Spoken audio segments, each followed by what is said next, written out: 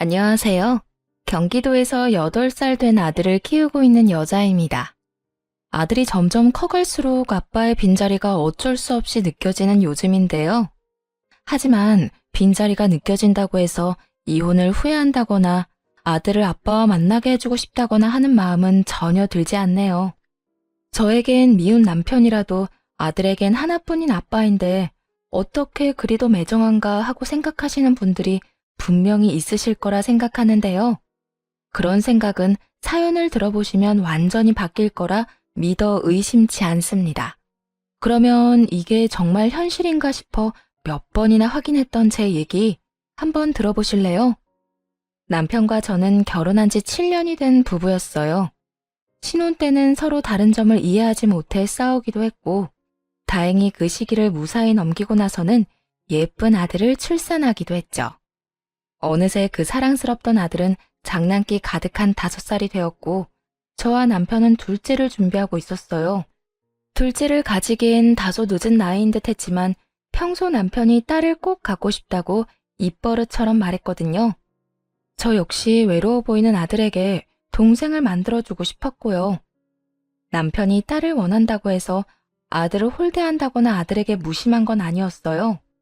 오히려 저보다 더 아들과 잘 놀아줬고 퇴근길엔 꼭 아들을 위해 선물 하나는 사오는 다정한 아빠였죠. 정 줄 게 없으면 과자 한 봉지라도 사왔으니 말이에요. 이렇듯 남편은 아들을 매우 아꼈고 저와 대화도 많이 하는 사람이었습니다. 서로의 뜻을 충분히 존중했기에 가족 계획도 기분 상하는 일 없이 세웠어요. 한쪽이 강요하면 자칫 분란이 일어날 수 있는데 그러지 않아 다행이었죠. 저희뿐만 아니라 양가 어른들도 마찬가지였어요. 시댁에선 그 흔한 시집살이 한번 시키는 일이 없었고 친정에서도 저희 뜻을 존중해 주셨습니다. 그런데 모든 것이 완벽해 보이는 저희에게 한 가지 문제가 있다면 어느 순간부터 아들이 자주 아프다는 것이었어요. 단순한 감기나 장염이긴 했지만 그 증상은 절대 단순하지 않았죠. 매번 열이 높게 오르고 떨어지지 않아 입원을 하곤 했으니까요.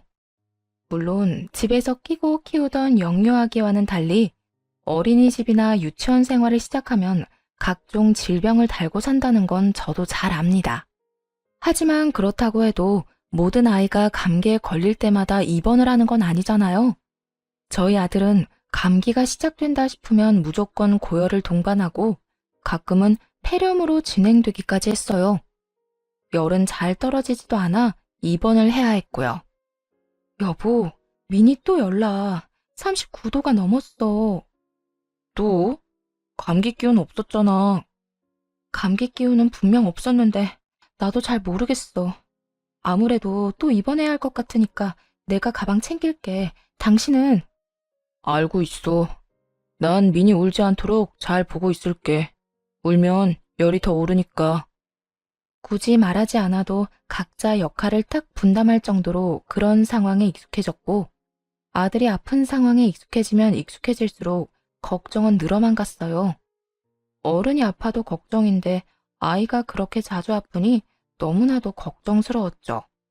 그나마 다행스러운 건 그 당시 제가 일을 쉬고 있었다는 것이었어요. 맞벌이를 했다면 병간호 때문에 한 명은 회사에 아쉬운 소리를 해야 했을 텐데 그것 때문에 싸우느라 스트레스가 만만치 않았을 테니까요. 다행스럽게도 저희는 그런 감정 낭비를 할 필요가 없었어요. 제가 아이와 함께 병원에 가면 자연스럽게 남편이 필요한 물품을 가져다 주곤 했죠. 그날도 마찬가지였어요. 오랜만에 친구들과 약속이 있어 주말에 외출을 하고 돌아오니 아침까지만 해도 멀쩡하던 아들이 기침을 하고 콧물을 흘리고 있더라고요. 불안한 마음에 체온을 재보니 꽤 높게 측정되었고 가지고 있던 비상약을 먹여봤지만 역시나 소용이 없어서 결국 병원으로 갔습니다. 그렇게 새벽녘에 아들은 응급실을 거쳐 입원까지 하게 되었어요. 멀쩡하던 아들이 갑자기 아무 이유도 없이 열감기에 걸린 것이 이상하긴 했지만 그때까지만 해도 대수롭지 않게 생각하고 있었어요. 앞서 말씀드렸다시피 아이가 유치원 생활을 하다 보면 아픈 일은 비일비재했거든요. 그런데 아들이 갑자기 이런 말을 하더라고요. 아빠랑 차가운 물로 씻었어. 나는 차갑다고 계속 소리쳤는데 아빠가 계속 찬물만 틀었어. 참 이상하더라고요. 한여름에도 아이를 찬물로 씻기지 않는데 하물며 가을이 지나가고 있는 쌀쌀한 날씨에 아빠가 찬물로 씻겼다고 하니까요. 그럼에도 아이의 말을 귀 기울여 듣진 않았어요. 그 이유는 그 나이 때 아이들이 종종 꿈을 현실처럼 이야기하기도 했고 없던 일을 사실처럼 말하는 일도 있기 때문이었어요. 하지만 아예 없는 말이라고 하기엔 설명이 꽤 구체적이기도 했고 확신에 찬 아들의 표정을 보니 거짓말을 하는 것 같지는 않아 남편에게 물어보았죠. 여보, 혹시 민이 오늘 찬물로 씻겼어? 어? 오늘? 나 외출했을 때 민이 찬물로 씻겼냐고. 민이 말로는 아빠가 차가운 물로 씻겼다고 하는데 혹시나 해서 물어보는 거야. 그래? 미니가 차가웠대? 나는 미지근한 물로 씻겼다고 생각했는데 미니가 느끼기엔 그렇지 않았나 보네. 그래서 갑자기 열감기에 걸린 건가? 어떡해. 나 때문인가 보다. 어쩐지 씻고 나와서 미니 컨디션이 급격하게 떨어지는 것 같긴 했어. 미안해. 아이고, 호들갑은. 됐어. 우리랑 아이가 온도를 좀 다르게 느끼니까 그럴 수도 있지 뭐. 다음부턴 신경 써서 따뜻한 물로 식혀주면 되지 뭐. 일단 지금은 열 좀 떨어졌으니까 너무 걱정하지 말고 얼른 쉬어. 내일 또 출근해야지. 알겠어. 미니한테 아빠가 미안해한다고 꼭 전해줘. 남편이 너무나도 미안해했고 또 실수였다고 하니 저도 그러려니 했어요. 요즘엔 엄마보다 육아를 더 잘하는 아빠들이 많다고들 하지만 저희 남편은 그런 아빠는 아니었으니까요. 그렇게 시간이 흘러 7일 동안의 입원 생활을 마무리하고 회사에 양해를 구하고 시간을 내 데리러 온 남편의 차를 타고 집으로 향했어요. 집에 도착하니 정성 들여 밥상을 차려놓은 것은 물론이고 대청소를 비롯해 이불 빨래까지 싹 해놓았더라고요. 어머나, 이불 빨래까지 다 한 거야? 이 음식들은 또 뭐야? 당신이 다 했어? 언제 이런 걸 다 한 거야? 언제 하긴 어젯밤에 다 해놓고 잤지. 청소랑 빨래는 틈틈이 해뒀고 아무래도 미니가 면역력이 떨어진 상태니까 집이 청결해야 할 것 같아서 말이야. 어머나, 정말 고마워. 다른 집 남편들은 집을 엉망으로 만들 줄만 알지 치울 줄은 모른다고 하던데. 우리 남편은 뭐든 이렇게나 잘하네. 회사 그만두고 전업주부의 길을 걸어도 손색이 없겠어. 별 말씀을. 당신은 아픈 미니 돌보느라 제대로 먹지도 못하고 잠도 못 자는데 나 혼자만 편하게 지내는 게 너무 미안하더라고. 그래서 내가 할 수 있는 선에서 집안일 다 해놨어. 일단 난 회사에 다시 가야 하니까 민이랑 밥 먹고 푹 쉬어. 저와 아들을 무사히 집에다 데려다주고 회사로 돌아가는 남편을 보며 정말 이런 남편은 또 없겠다고 생각했어요. 시간이 지나고 보니 이런 남편이 없긴 없더군요. 그걸 너무 늦게서야 깨달은 것이 큰 한으로 남기는 하지만요. 하여튼 한바탕 소동이 지나가고 난 후 가정엔 다시 평화가 찾아왔어요. 그런데 그 평화는 그리 오래가지 않았죠. 아들이 한 달도 채 되지 않아 장염에 걸려 또 입원을 하게 되었거든요. 점점 입원이 잦아지고 그 주기도 짧아지니 참 생각이 많아지더라고요. 아무리 유치원에서 이런저런 질병들을 옮아온다고들 하지만 이쯤 되니 아들의 입원이 오롯이 제 잘못이란 생각이 들었어요. 덜컥 겁이나 이런저런 검사를 받았지만 아들에게선 별다른 게 발견되지 않았어요. 그저 제 걱정만 커져가고 있을 뿐이었죠. 혹시나 하는 마음에 아들에게 유치원에서 뭘 먹었는지 물어보니 식단표에 기재된 음식들과 같은 것들만 말하더라고요. 모든 것이 그저 의아하고 걱정스럽던 그 순간 아들의 입에서 너무나도 의심스러운 말이 흘러나왔어요. 그리고 아빠랑 빵이랑 우유 줬어. 그런데 맛이 없었어. 이상했어. 뭐? 아빠가 준 빵이랑 우유가 이상했다고? 아빠가 준 거 맞아? 유치원에서 먹은 게 아니고? 응, 아빠가 줬어. 엄마 몰래 빨리 먹으라고 했어.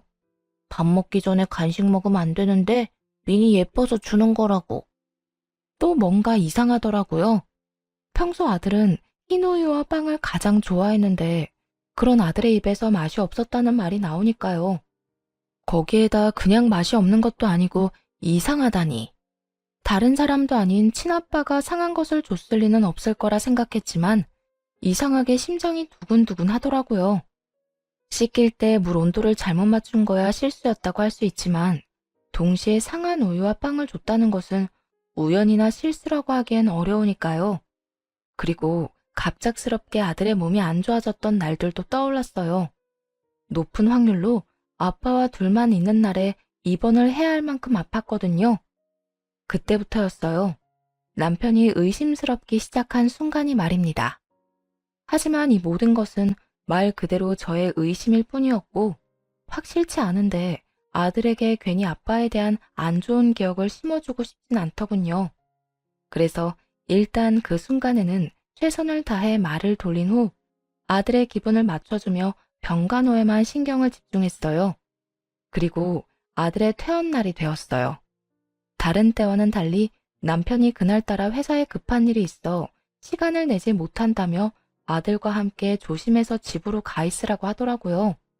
그래서 아들을 데리고 집으로 향하는데 엘리베이터에서 평소 인사를 하고 지내던 같은 동 아주머니를 만나게 되었어요. 어머, 어디 다녀오나 봐요? 아, 네. 애가 아파서 입원했다가 오늘 퇴원했어요.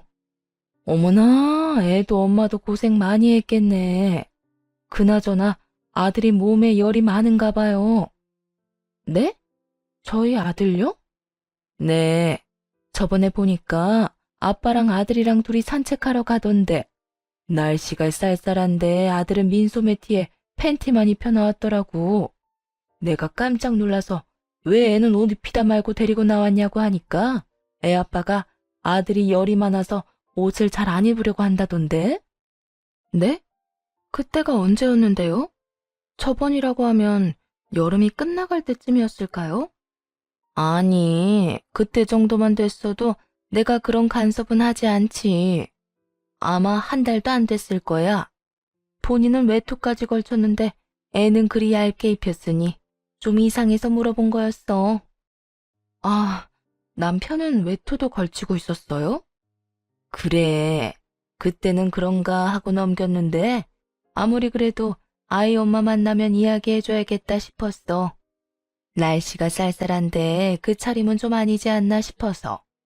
왜, 아빠들은 애가 원하면 뭐든 그냥 해주니까 그렇게 입힐 수도 있지만 이런 날씨에 애가 감기라도 걸리면 엄마가 얼마나 고생해?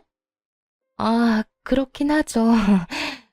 애 아빠한테 애가 원해도 얇게 입히면 안 된다고 말해줘야겠네요. 감사해요. 역시나 이상하더라고요. 보통 남자아이들이 이리저리 뛰어다니느라 늘 땀을 흘리고 몸에서 열이나 더워한다는 건 저도 잘 압니다. 하지만 아들은 열이 많기는커녕 아기 때부터 추위를 많이 탔어요. 그래서 여름에도 옷을 두껍게 입는 것을 좋아하는 조금 특이한 아이였어요. 일단 대충 대답을 얼버무리며 집으로 돌아왔습니다. 그리고 그간 입원해 있느라 제대로 씻지 못한 아들과 간단히 샤워를 할 때였어요. 세면대 위에 웬 렌즈통이 떡하니 올려져 있는 게 아니겠어요? 저는 물론이고 남편 역시 눈이 좋은 편이라 안경도 끼지 않는데 왜 화장실 세면대에 렌즈통이 있는 것인지 참 의아하더군요. 왠지 이상한 기분이 들어 온 집안을 구석구석 다 살펴보기 시작했어요. 쓰레기통에선 쓰고 버린 일회용 컬러 렌즈통이 발견되었고 침대 베개에선 제 것과 색깔도 길이도 다른 머리카락이 발견되었죠. 증거들을 놓고 보니 정말 정신이 아득해지더라고요. 그냥 남편이 바람을 피우고 있다는 것만으로도 충격이 큰데 그 외도를 위해 아들이 이용되었을 거라는 생각이 들어 더욱 충격이 크더라고요. 한참을 그렇게 멍하니 있다가 좀 더 상황을 알아내야겠다고 생각했어요. 그래서 일단은 남편에게 그 어떤 추궁도 하지 않기로 했죠. 확실한 증거가 나오기 전까진 그저 남편을 지켜보기로 하면서요. 단, 혹시 모르니 남편과 아들이 단둘만 있게 하는 일은 없도록 했어요. 그 후로 티를 내지 않고 남편을 의심스러운 눈초리로 살펴봤지만 남편은 평소와 다름이 없더라고요. 오늘은 좀 늦었네? 요즘 회사 비상이야. 중요한 계약 앞두고 전 직원이 야근 중이라니까. 그래? 힘들었겠네. 그런데 손에 그건 뭐야? 뭐긴 뭐야. 당신 어제 드라마 보다가 매운 닭발 먹고 싶다고 했었잖아. 그래서 사왔지. 이건 당신 닭발이고, 이건 우리 아들이 좋아하는 아이스크림. 오늘은 늦는 대신 야식거리 좀 사왔어. 잘 먹을게. 어? 당신 좀 이상한데? 무슨 일 있어? 어디 아파? 이상하게 분위기가 좀 가라앉은 것 같은데? 왜? 민이 또 어디 아파? 아니, 어디 아프긴. 괜찮아. 그냥 좀 피곤해서 그래. 그래? 그러면 이건 내일 먹고 오늘은 일찍 자. 그렇게 피곤해서 어떡해? 내가 씻고 와서 안마라도 해줄까? 아니다. 그러지 말고 내일 당장 병원부터 다녀와. 알겠지? 다녀와서 나한테 연락도 좀 하고. 혹시나 계속 기운 떨어진다 싶으면 한의원에 가서 약이라도 지어 먹어. 금액은 신경 쓰지 말고. 남편은 여전히 회사 생활을 열심히 했고 퇴근을 하고 집으로 돌아오면 늘 그렇듯 가정에 최선을 다하려고 애쓰고 있었어요. 혹시나 하는 마음에 남편이 자는 사이 휴대전화를 살펴보기도 했지만 허무할 정도로 아무것도 나오지 않더군요. 이 모든 것이 그저 혼자만의 이상한 오해인가 싶기도 했습니다. 그렇게 시간이 흘러 그냥 남편에게 직접 물어봐야 하나 고민하던 어느 날이었어요. 웬일인지 남편이 술에 취해 집으로 돌아오더라고요. 밖에서 무슨 좋은 일이 있어 술을 잔뜩 마셨는지 고주망태가 되어 잠이 드는 순간에도 남편은 웃고 있었어요. 아무래도 그런 남편이 이상해서 남편의 휴대전화를 다시 살펴보았죠. 그곳엔 그동안 발견할 수 없었던 새로운 앱이 있더군요. 그건 바로 커플끼리만 사용한다던 앱이었어요. 남편이 그동안 숨김 기능을 사용해 발견할 수 없었던 것이었죠. 그래요. 남편은 그동안 철두철미하게 이 앱을 통해 상간녀와 연락을 했던 거예요. 정말 충격 그 자체였어요. 추억이랍시고 그동안 나누었던 대화를 단 하나도 지우지 않고 남겨놓은 것인지 두 사람의 깊은 관계가 시작되었던 순간부터 최근의 대화까지 보스란히 있더군요. 자기야, 오늘 마감 언제 해? 자기가 해? 아니, 마감할 알바생 구했어. 오늘 자기 반차 썼다고 했지. 바로 가게로 데리러 와. 데이트하러 가자. 저녁도 나랑 먹고 가면 좋은데. 저녁은 집에 가서 먹어야 할 것 같아. 며칠 전에 아들 퇴원했잖아. 아무래도 한동안은 좀 잘해야 할 것 같아서 말이야. 하긴, 그러면 회사에서 나오자마자 바로 가게로 와. 점심만이라도 나랑 먹고 오늘 근교로 드라이브도 가고 그러자. 그래. 바쁜 거만 빨리 마무리해놓고 갈게. 힘들거나 무거운 거 옮기는 일은 하지 말고 둬. 내가 가서 해줄 테니까. 역시 다정해. 이래서 내가 자기 좋아하는 거라니까. 아주 사랑이 넘치는 연인 관계더라고요. 두 사람의 대화를 들으니 상간녀는 남편의 회사 근처에서 꽤 큰 카페를 운영하는데 상간녀 쪽에서 유부남인 남편에게 먼저 접근한 것 같더라고요. 두 사람의 관계는 1년 남짓된 듯 했고 그날 술에 취한 남편이 기분이 좋은 이유도 그 여자 때문이더라고요. 자기야, 나 오늘 산부인과 다녀왔는데 우리 아기 나 닮은 예쁜 딸이래. 뭐? 그게 정말이야? 이게 무슨 일이래? 나는 딸바보 아빠가 될 팔자가 아니라고 생각했는데 자기 덕분에 내가 딸 가진 아빠가 다 되네? 여보세요. 예비 딸바보 아버님. 그래서 이혼은 정말 언제 할 거예요? 설마 우리 귀한 딸 아빠 없는 자식으로 키울 생각은 아니지? 그럴 리가. 기다려봐. 조만간 무슨 수를 써서라도 이혼할 테니까. 이혼 얘기를 꺼내면 그 여자가 반박은 좀 하겠지만 아들에 대한 모든 권한 포기하겠다고 하면 이혼해 줄 거야. 그래? 어쨌든 큰 소리 안 나게 자기가 알아서 잘 이혼해봐. 위자료는 될 수 있으면 안 주는 방향으로 말이야. 그런 걱정하지 말고 좀 쉬고 계세요. 내가 오늘 일찍 끝내고 가게로 갈 테니까. 네. 상간녀는 임신 중으로 남편이 그렇게나 바라던 딸을 가졌다고 하더군요. 그래서 남편 놈은 기분이 좋아 술에 잔뜩 취해 집으로 들어온 것이었고요. 여기까지만 해도 충격이 큰데 더 큰 충격적인 대화가 고스란히 남아있더군요. 그건 바로 남편이 아들을 일부러 아프게 했다는 것이었어요. 저의 예상대로 남편은 제가 자리를 비울 때면 술을 쓰곤 했어요. 아들이 감기에 걸리거나 배탈이 나도록 말이에요. 아들이 입원해서 저도 함께 집을 비운 사이 남편은 상간녀와 오붓한 시간을 보내려고 외박을 일삼았더라고요. 한마디로 상간녀와 지내기 위해 아들을 아프게 했던 것이었어요. 제일 마지막에 아들이 장염에 걸린 일도 마찬가지고요. 이번에 자기 아들 입원하면 자기 집에서 시간 보내면 안 돼? 사람들 눈 피해서 잘 들어가면 되잖아. 응? 우리 집? 불편하지 않겠어? 불편하기는. 나도 자기가 사는 집이 어떤지 궁금하기도 하고, 앞으로 우리가 함께 살게 되면 그 집처럼 꾸며놓고 살 텐데, 미리 체험한다 생각하고 한번 보고 싶어서. 왜? 안 돼? 그래, 그러자. 그런데 미니가 태어난 지 얼마 안 돼서 또 감기 걸리게 하면 좀 그럴 것 같은데? 이번엔 감기 말고 장염 걸리게 하면 되지. 애들은 이런저런 병 유치원에서 많이 옮아온다며. 어른들도 조금만 잘못 먹으면 배탈 나는데 애는 오죽하겠어? 이번엔 상한 것 좀 먹여서 배탈 나게 하면 될 거야. 그럼 그럴까? 일단 알겠어. 와이프 없을 때 준비해서 먹여야겠네. 그래. 너무 팍 상한 건 위험하니까 조금만 이상해도 될 거야. 애들은 아무래도 어른보다 면역력이 떨어지니까. 알겠어. 조금 이따가 보자. 퇴근하면서 가게에 잠시 들렀다가 갈게.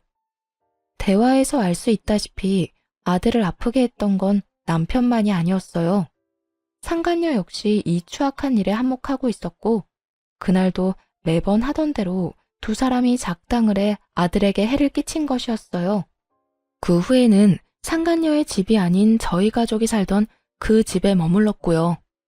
어쨌든 그 덕분에 상간녀의 흔적이 집에 남게 되었고, 남편이 뭔가 수상하다는 의심을 품게 되었죠.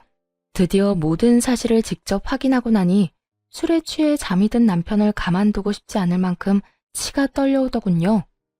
사실 다른 여자에게 미쳐서 저와 이혼하고 싶어하는 그 마음은 이해해요. 물론 화가 머리끝까지 나지만 사람이니 마음이 변할 수도 있다고 생각하거든요. 하지만 아무리 여자에게 미친놈이라고 한들 아들이 주워온 자식도 아니고 자기 핏줄인데 어떻게 그딴 짓을 할 수가 있는지 아무리 이해해보려고 해도 입에서 욕만 나오더군요. 거기에다 상간녀가 딸을 임신했다는 소식을 듣고 자면서도 웃고 있는 꼴이라니. 여러모로 그냥 이혼만 하고 넘길 건 아니라는 생각이 아주 강하게 들더군요. 버젓이 가정이 있는 남자가 이런 쓰레기라니 눈물도 나지 않았어요. 그저 외도뿐이었다면 바보같이 울었겠지만 아들이 연관되었으므로 엄마로서 처리할 일이 많았거든요. 마땅히 가져야 할 슬퍼할 시간도 아깝다고 느껴졌으니까요. 곧 정신을 차려 두 사람의 외도 증거들을 제 휴대전화로 다 옮겼고 상간녀의 가게와 집 주소도 다 따로 저장해 두었어요. 그리고 모든 사실을 시댁에 알려 도움을 요청했죠. 다른 건 몰라도 손주 사랑이 남다른 시댁이었던지라 아무리 자식이라고 한들 남편의 만행을 알게 되면 그냥 넘기지 않을 것 같았거든요. 인내심을 쥐어짜 하루하루를 버티니 대망의 디데이가 다가왔고 천연덕스럽게 남편에게 친정에 가서 며칠 지내고 오겠다고 했어요. 여보, 나 몸이 계속 안 좋아서 그러는데 민이랑 친정에 가서 며칠 있다가 와도 될까? 어? 민이랑? 며칠이나? 한 이틀? 일단 가보고 더 길어질 수도 있고. 왜? 혼자 있는 거 싫어? 아니. 당신이 몸이 안 좋다고 하면 내가 좀 참아야지 어쩌겠어. 나 신경 쓰지 말고 마음 편히 다녀와.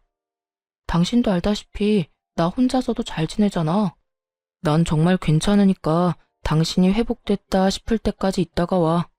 오기 전에 미리 연락만 좀 주면 돼. 애써 입꼬리를 단속하려 애를 쓰는 듯 했지만 실룩실룩 웃고 싶어 안달이 난 꼴이 참 볼만하더군요.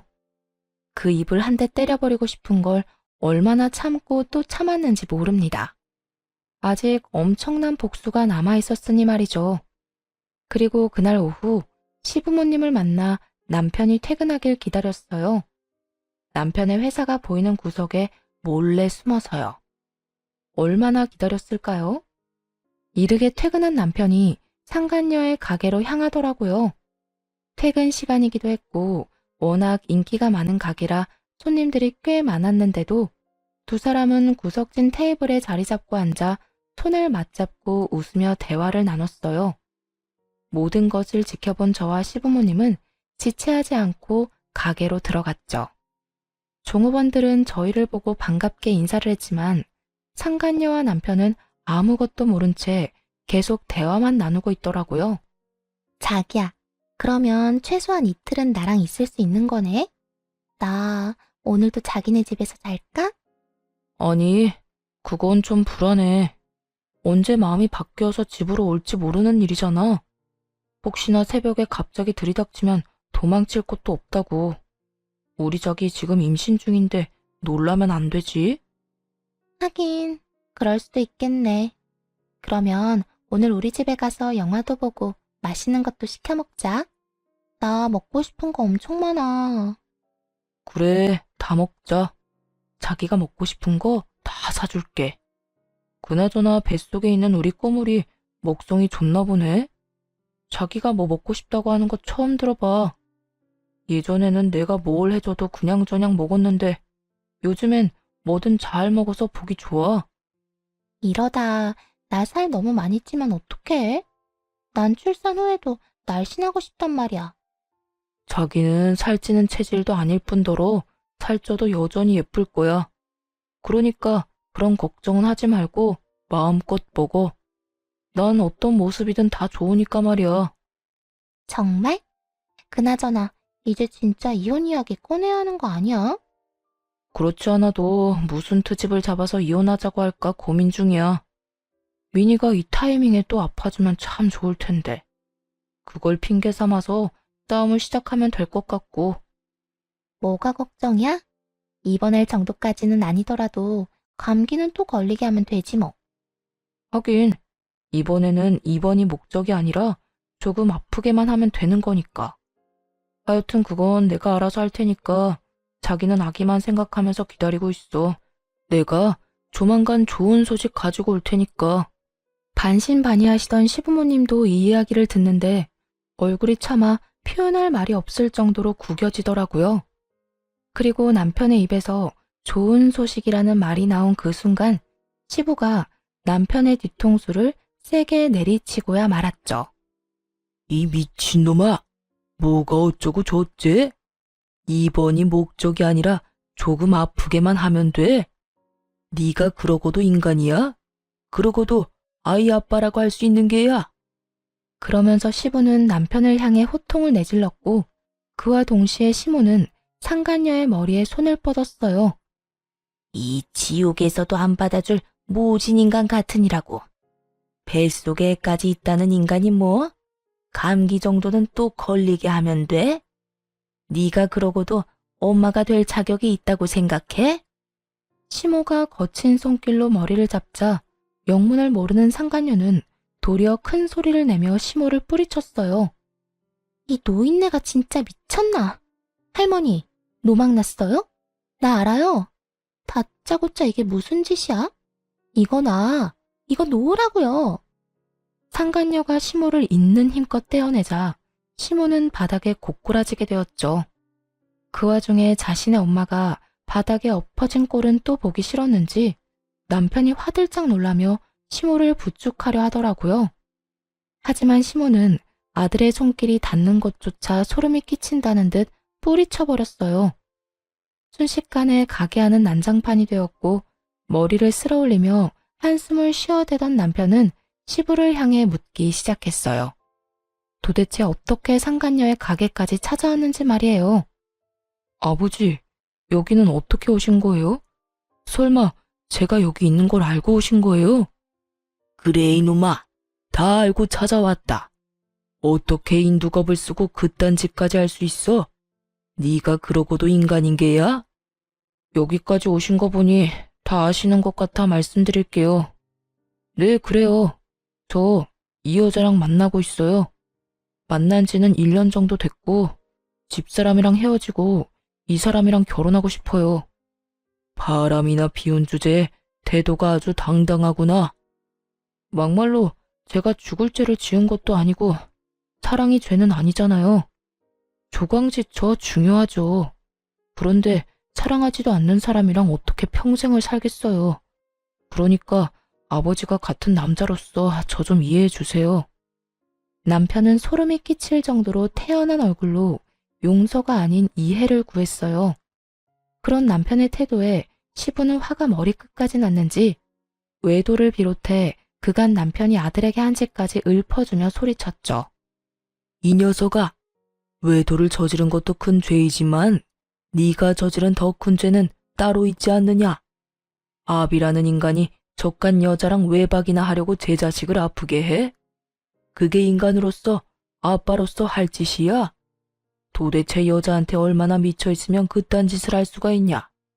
아니, 어떻게 제 자식을 그리 아프게 할 수가 있어?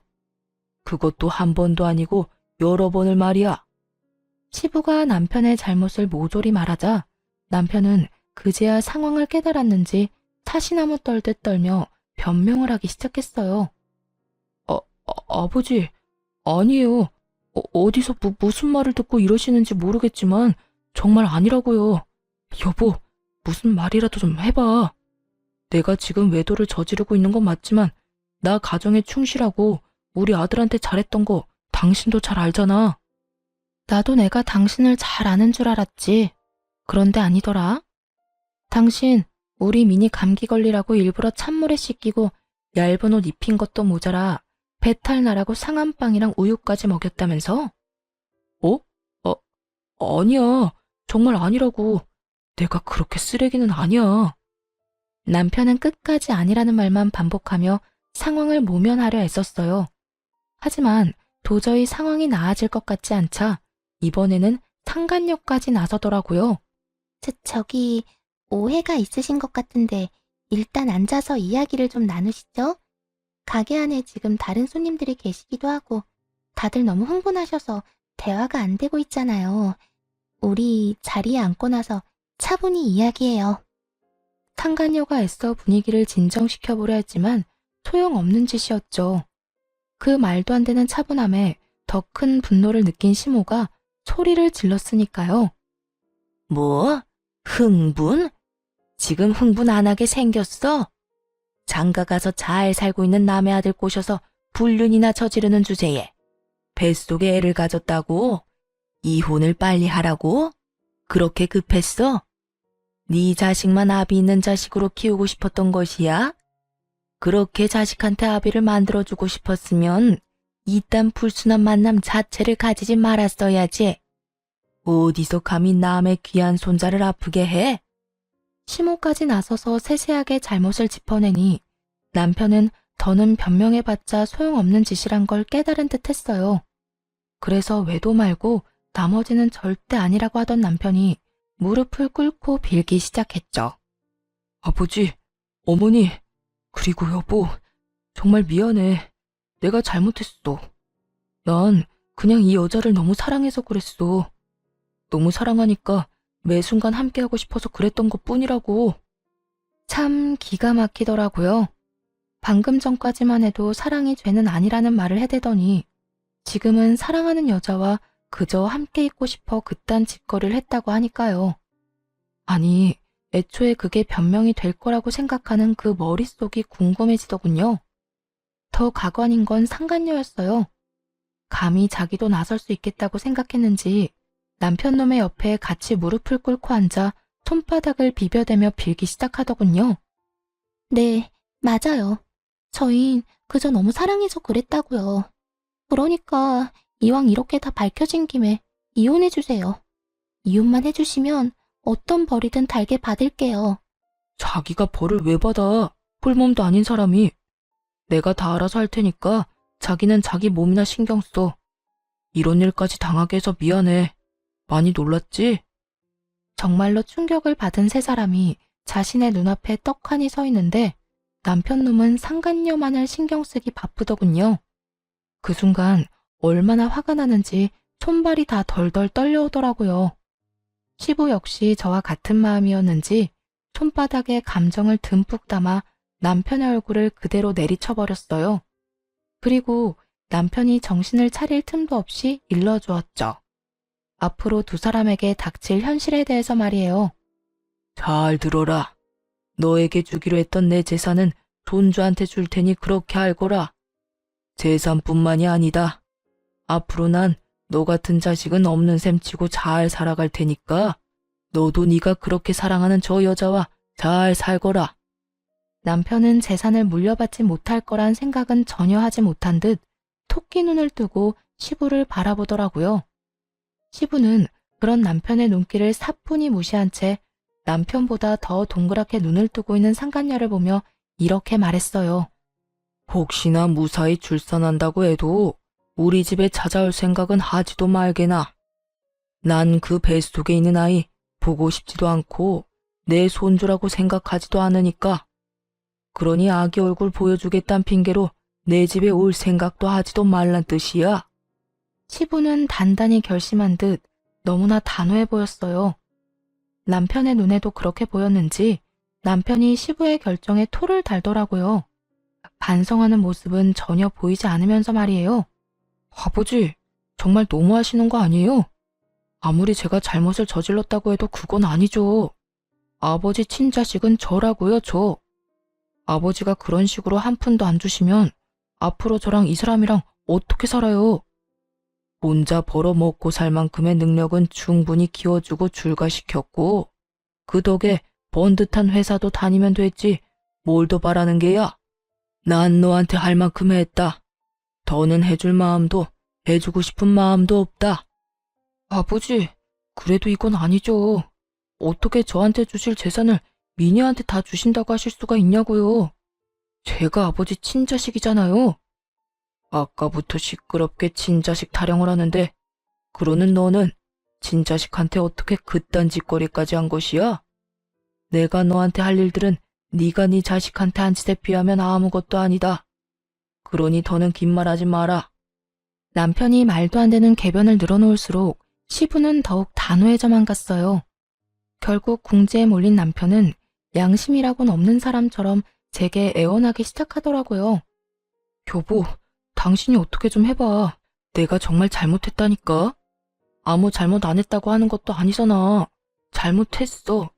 잘못했으니까 당신이 아버지한테 말 좀 잘해줘. 당신이 아버지 재산 미니한테 안 줘도 된다고 그 한마디만이라도 좀 해달라고. 당신 정말 이대로 가만히 듣고만 있을 거야? 내가? 당연히 이대로 가만히 듣고만 있을 리가 없지. 그렇지. 역시 당신이 양심은 있어. 살짝 떠보자 남편이 기대에 가득 찬 눈빛으로 저를 바라보더라고요. 제 입에서 어떤 말이 나올지도 모르고 말이에요. 한심스럽게도 희망에 찬 눈빛을 날리는 남편을 보는데 어찌나 비웃음이 나오던지 참지 않고 썩은 미소를 날려주며 말해주었죠.